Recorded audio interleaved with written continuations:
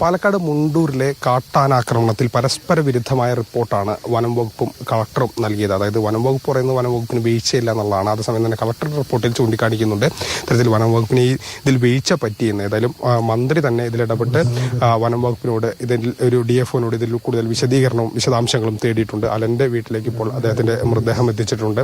വളരെ ദുഃഖകരമായൊരു സാഹചര്യമാണ് ഇവിടെ ഉള്ളത്.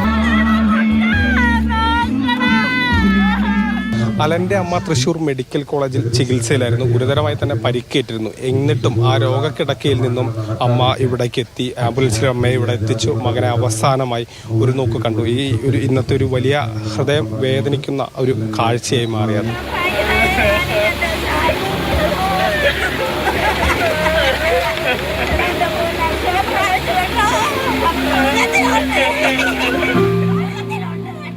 ഈ പ്രദേശവാസി നമ്മളോടൊപ്പം ചേരുന്നുണ്ട്.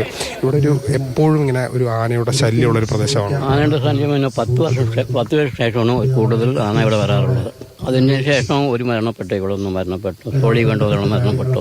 മഴയുണ്ടായിരുന്നു, കറണ്ട് പോയിട്ടാണ് ആന വന്നിട്ട് ആനയുടെ അടുത്ത് വന്ന് പെട്ടത്. ഭയങ്കര സാമ്പത്തികമായിട്ട് വലിയ ബുദ്ധിമുട്ടുന്ന ഒരു കുടുംബം കൂടിയാണ്. അതെ, സാമ്പത്തികമായിട്ട് തീരെ മോശമായിട്ടുള്ള കുടുംബമാണ്. ചേർന്ന് അവർക്ക് പണിയെടുത്തത്. മറ്റേ അച്ഛനാണെങ്കിൽ അസുഖമുള്ള ആളാണ്. നമ്മുടെ ഇതുകൊണ്ടാണ് നടക്കുന്നത്.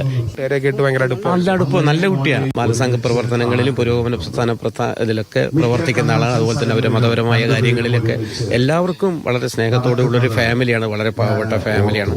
യാദൃച്ഛികമായി അലന്റെ വീട്ടിൽ ഇപ്പോൾ മരണാനന്തര ചടങ്ങുകൾ നടക്കുകയാണ്, പ്രാർത്ഥന നടക്കുകയാണ്. വളരെ ബുദ്ധിമുട്ടുന്ന ഒരു കുടുംബമാണ്. സാമ്പത്തികമായി പരാധീനകൾ നേരിടുന്ന ഒരു കുടുംബമാണ്. അപ്പോൾ അതിനിടയിലാണ് ഇത്തരത്തിലൊരു അപകടം ഉണ്ടാകുന്നതും മരണം സംഭവിക്കുന്നതും.